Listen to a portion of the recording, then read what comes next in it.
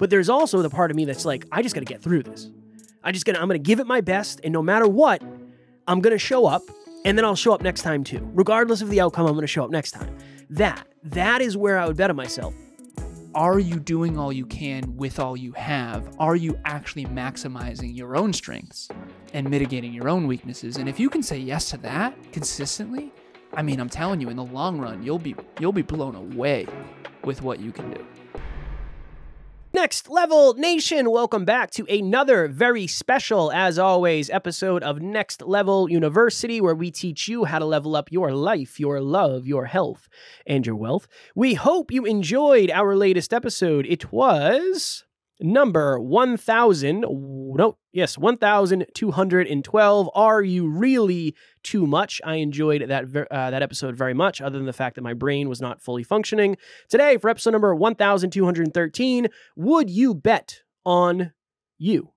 So, Alan, I had a thought, and I don't know exactly where this came from, but I was thinking to myself, how many times you brought me into rooms that I was not ready to be in? And you got me potential opportunities that I probably would not have gotten myself. This is a great example. We went to Toronto and we interviewed Evan Carmichael a month ago. And as we were driving, no, it wasn't even that. We were at the Airbnb in Toronto. I think it was the day of the interview. And you're like, dude, I'm just not going to prep and I'm not going to write any questions down. I don't think you should either. And I was like, what do you mean? What do you mean? And you were like, I just don't think you should write any. That's child's play, and we're better than that. We got this. And I was like, I don't know. I don't think so. I don't think I'm ready for that. And I ended up writing questions in my phone. I only looked at the first question, and then I very much freestyled it, and I thought we did a really, really, really good job. This was my thought. Why did you bet on me to actually be able to do that in a decent manner? Like, what made you think to yourself, yeah, Kev can do that? I've thought of that a lot, not from an ego place of like, how did you know I could handle insert anything I've done? Going to Brendan Burchard, private island networking event, living in Florida. Like, what made you bet on me when it comes to that? And again, not from an ego place. This is for the listeners. Hey, maybe a little bit for me, but mostly for the listeners. Kevin's not feeling well. He's got COVID. I still have COVID. And so he's fishing for some compliments in this episode. I'm also running hot on Dayquil. So, like, I needed some medicine. So, running hot on Dayquil. It's getting weird.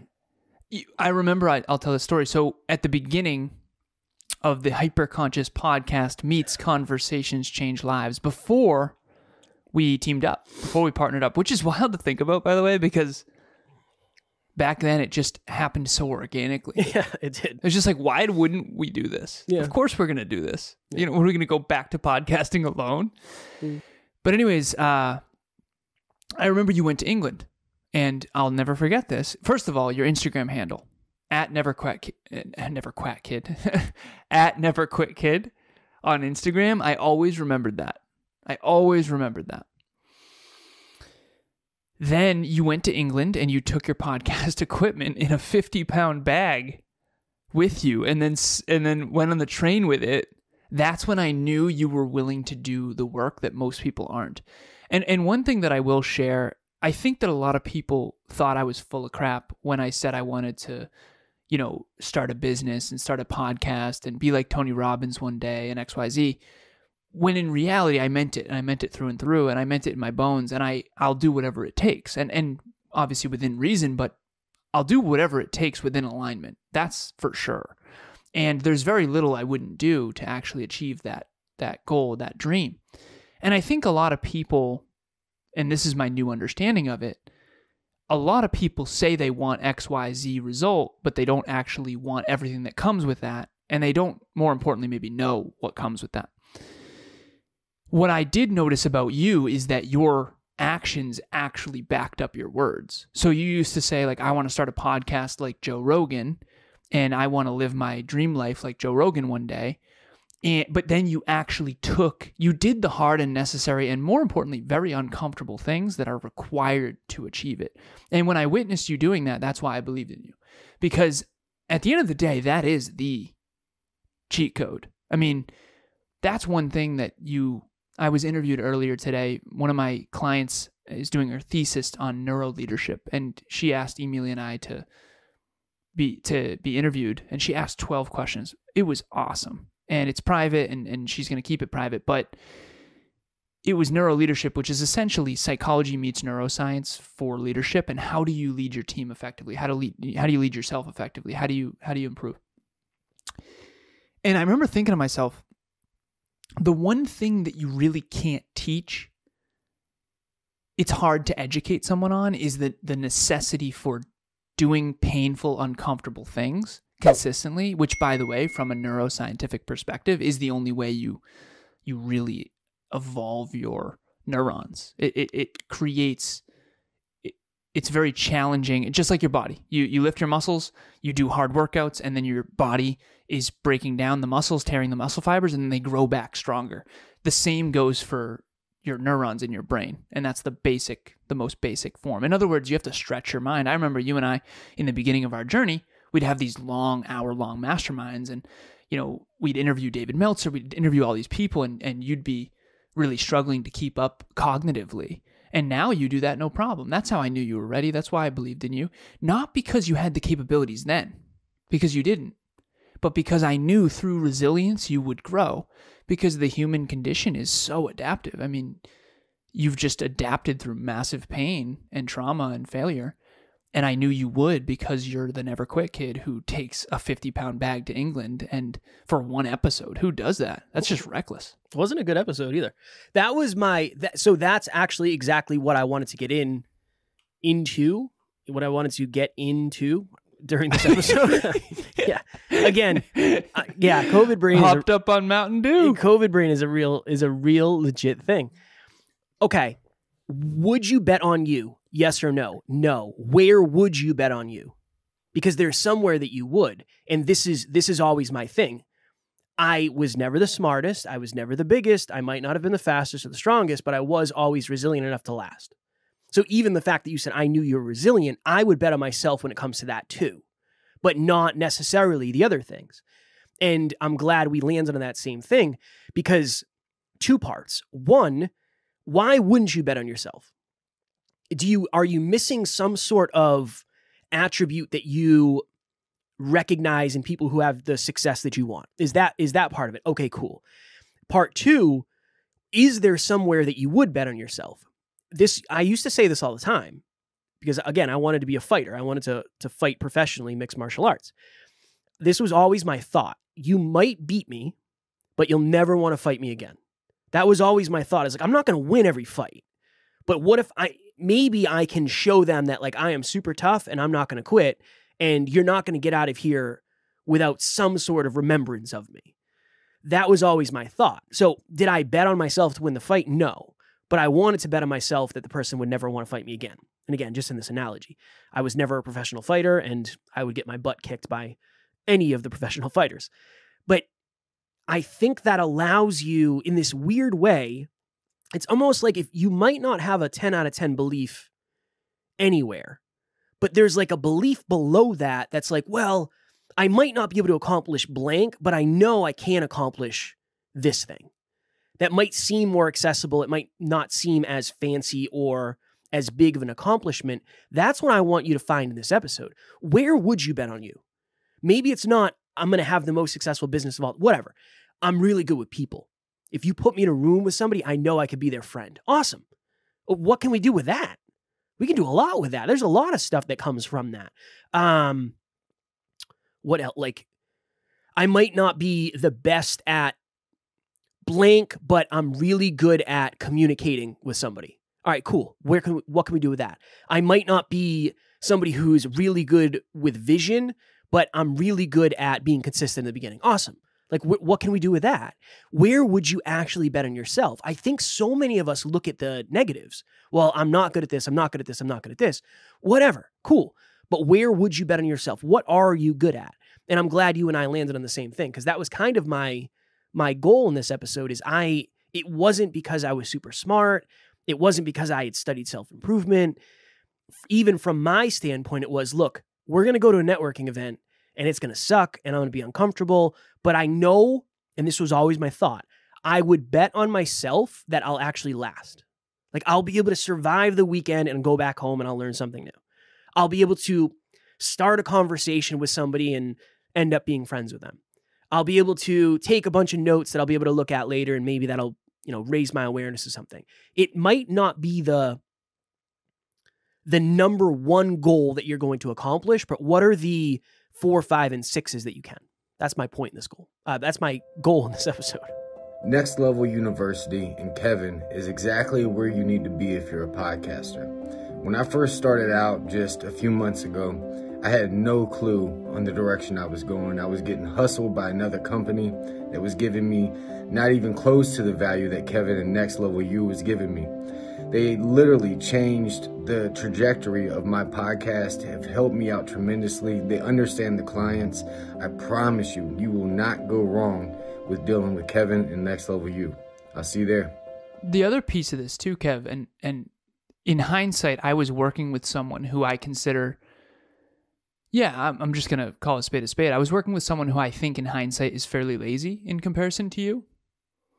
And I remember when I first started working with you, I could never work with someone like that ever again. And because the contrast was so big. And I think that at the end of the day, you're someone who is humble enough to know that you have to put in the work. I think other people who believe more in their own capabilities, they end up almost trying to outsmart hard work. And there's something about, people used to say work smarter, not harder. Worst advice ever, especially for young people. I mean, work hard and then you'll get smart. I mean, dude, you're smarter than most people I know, not naturally, because you just grinded it out for decades, right? And you're smarter than most people will ever be, genuinely, because you've spent thousands of hours contemplating yourself and the world and reading books you don't want to read and going to events you don't want to go to and doing podcasts you don't want to do. Hanging in there. I mean, that's really it, right? Like, we used to do LinkedIn Live, Facebook Live, no, not Facebook Live, Instagram, whatever it was with David Meltzer, when we would have a coaching call, but it would end up going on his podcast. And I told Alan, like, every one of these, I'm prepping for the Super Bowl. Like, I don't know, I can't just flow in conversation. I don't know what the hell we're talking about here. I have to like prep for all of these. My goal was to impress Dave or impress Evan or impress whoever. I always want that. I always want the person that we're talking to be like, wow, those guys really have it not figured out, but they really prepped hard. Like, they're professionals. They're really good at what they do. But there's also the part of me that's like, I just got to get through this. I'm going to give it my best. And no matter what, I'm going to show up, and then I'll show up next time too. Regardless of the outcome, I'm going to show up next time. That is where I would bet on myself. Not always will I give the best speech. I don't know. Will I show up next time? Yes. And then will I show up the time after that? Yes. That's where I'd bet on myself. But it's taken me a long time to realize that that's actually a unique strength, not a weakness. In the long run. Yes. In the long run, that means you'll be way more in the long run. And hopefully that's what the listeners are really taking away here, which is talent is useless if it doesn't work hard. I'm telling you. And I've always known that because I'm very grateful I was very talented at many things, but I saw other people who were more talented than me that didn't have work ethic. And in the long run, I knew that it wouldn't be close. And that's just because of the 1% improvement over time. I mean, this Kevin now versus the Kevin that I met 6 years ago, 5.5 years ago, it's not even close. It's not even close. You would be unrecognizable to your old self because it's just day to day. It doesn't seem like that big of a difference, but the compound effect over time is really quite drastic. And hopefully everyone out there is asking themselves, like, what maybe there's something that maybe you're not the smartest or the tallest or the biggest or the hardest working, but what is it about you that is incredible? And what can you do with that? And then more importantly, how can you kind of design a life around that and make it work for you? I think Einstein's quote, I love it. He says, if you judge a fish by how well it climbs a tree, the fish will spend its whole life thinking it's dumb. so it's all contextual. And it's very difficult because we're born, depending on where you're born and what school system you're brought up in and what your parents think. You know, if you were, I'll give an example. I know this family. Go really quick. I know we got to go. I know this family who has 2 sons and a daughter. And of the 3 children, one of them is very artistic. And one of them is both artistic and scientific. And then one of them's a math genius scientist. And the daughter, intellectually, natural capabilities is definitely on the lower end. And when Emilia and I met this family, we were asking ourselves, like, when we're parents, what are we going to want to do with that? Because naturally what happens is the parents tend to give more attention to the ones that are just really gifted. And it can be really difficult for the older siblings that are more gifted to not overshadow the talents of the younger girl, because she loves cooking and she loves art and all that stuff. But quite frankly, from a mathematical, intellectual, cognitive capabilities situation, she's definitely on the lower end, and that's okay. But what if that person were to really be told that they can achieve a lot and pour it into, and they study extra hours and they go to the tutors and they do the extracurricular and they do the extra work and they build a resume and what they are capable of could be so much more in the long run than someone who is naturally gifted. But the naturally gifted person, if they find a way to work just as hard, yes, will be, of course, better. But I think that's what I always come to is, are you maximizing what you are? That's it. I'm grateful to have many gifts. Am I maximizing those gifts? In the past, I couldn't say yes to that. In the past, I would drink and I would smoke and I would F off and I would do a lot of things that weren't good uses of my time, that were not in alignment with my maximum potential cognitively or physically. And I regret that. I really do. I had a lot of fun, so I don't regret the fun, but I definitely regret that. And I was talented and I always got by, but I didn't do my all. I didn't give my all. And I hope that everyone listening can sit with themselves in this moment and go, okay, maybe I wouldn't bet on me as the naturally talented one. Maybe I wouldn't bet on me as the best at basketball or the best at whatever, insert thing here. But are you doing all you can with all you have? Are you actually maximizing your own strengths and mitigating your own weaknesses? And if you can say yes to that consistently, I'm telling you, in the long run, you'll be blown away with what you can do. I remember I told you and this is when I realized I don't really resonate with like any of the quote unquote gurus, like the sales gurus. I don't resonate with any of that crap. I was listening to a Grant Cardone book, and it was something like, this is what happens if you are selling something to somebody and they say they can't afford it. You just say, well, why don't you just buy it anyway? And it's like, and I was like laughing. I was like, there's no way that's real. And that was it. I was like, all right, point number 6. We're going to move on to the next thing. For a long time, as a dream chaser, as an early dream chaser, as an early entrepreneur, I remember thinking I could never be good at sales. No.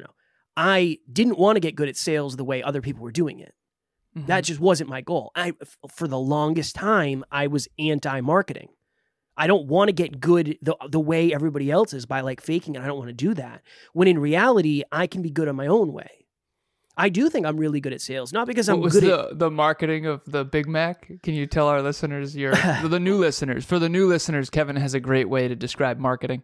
Yeah, the McDonald's commercials where they show you the Big Mac, it is a piece of art. It looks like it was crafted in a scientific room, because it was. That's why it looks that way. And every time I get a Big Mac, it looks like it has been dropped on the floor, run over by a truck several times, and then just packaged just shittily into a box and then given to me. I always eat it. I still like it. Still tastes good, but it never has once looked like it does in the commercials. I still go back. That's my own fault. That's my own choice. I remember Kev was with one of our mentors, we'll keep it anonymous, and he said, I think marketing is making something look better than it really is. And the person was like, that's not what marketing is at all. It's like, and I'm pretty sure. Well, I'm pretty fairness, sure that's what a lot of people. I don't think it is to that person. I don't think that's what it is to that person. Exactly. But that's really my thought in this is, would you bet on you to win in your own way? I had a great call the other day. NLPS has been growing a lot. I had a really great call with somebody, and she said, how much does it cost? And I said, what you're looking for is $497 a month. And she's like, I really love your energy. Let's do it. I was like, all right. There was no like, but that's only if you buy today. If you want to buy tomorrow, we have to jack that price up by 300. Now, if you do buy now, I can actually get that lower to 447. Yeah. But that's the anchoring high. Well, it was actually $100,000. It was $100,000. But if you buy today, it's right, actually only $49.95, boss. So that's the point in this episode is, would you bet on you? If not, why? Are you playing the wrong game? Are you playing the wrong game in the wrong way? Are you expecting the wrong result? Should you be doing something different? If you'd bet on somebody else, why? I would bet on Grant Cardone to win a sleazy sales thing 10 times out of 10 against me. But I wouldn't bet on him helping our community.